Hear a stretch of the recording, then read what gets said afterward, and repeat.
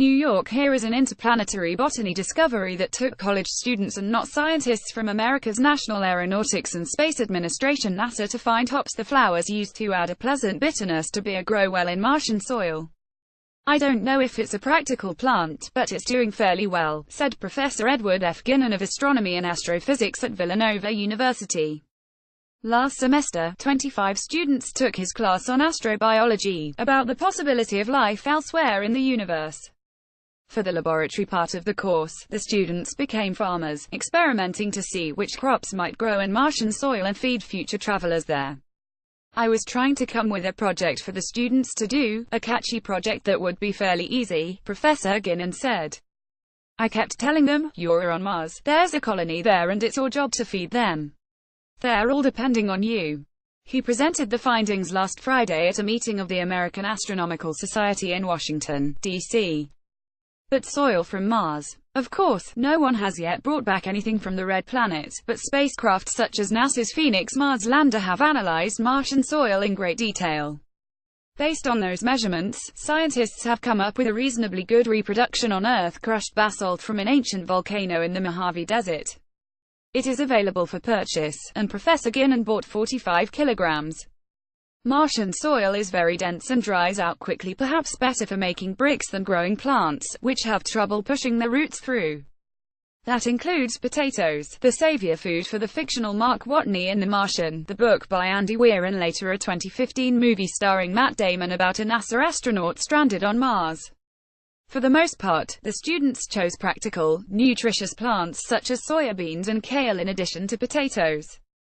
Some added herbs such as basil and mint so that astronauts could enjoy more flavorful food on the solar system's fourth world. And one group chose hops. Because they're students, Professor Ginnon said. Martian beer. For the experiments, the students had a small patch of a greenhouse, with a mesh screen reducing the sunlight to mimic Mars' greater distance from the sun. What did fabulous in pure Martian soil was mesclun, a mix of small salad greens, even without fertilizer, Professor Ginnon said. When vermiculite, a mineral often mixed in with heavy and sticky earth soils, was added to the Martian stuff, almost all the plants thrived.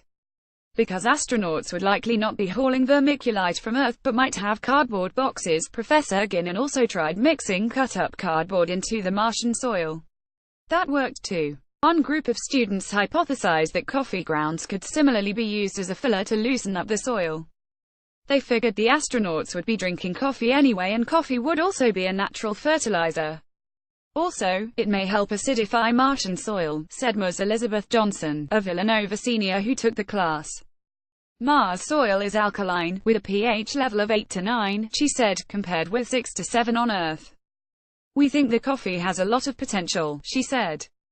Her team's carrots, spinach and scallions sprouted quickly in the mix of coffee grounds and Martian soil, initially growing faster than even plants in a control planter of earth potting mix. Professor Ginnon is not the first to try growing plants in Martian soil. 5 years ago, scientist Wieger Wamelink at Wageningen University and research in the Netherlands had the same idea, a way to combine his work ecology research with his interest in science fiction. The first round of experiments grew 14 types of plants including rye, tomatoes and carrots in Martian soil, simulated lunar soil and Earth soil. This semester, 2 Villanova astronomy students will perform follow-up experiments. That includes attempting to grow barley, the other essential ingredient for future Martian beer. NYTIMES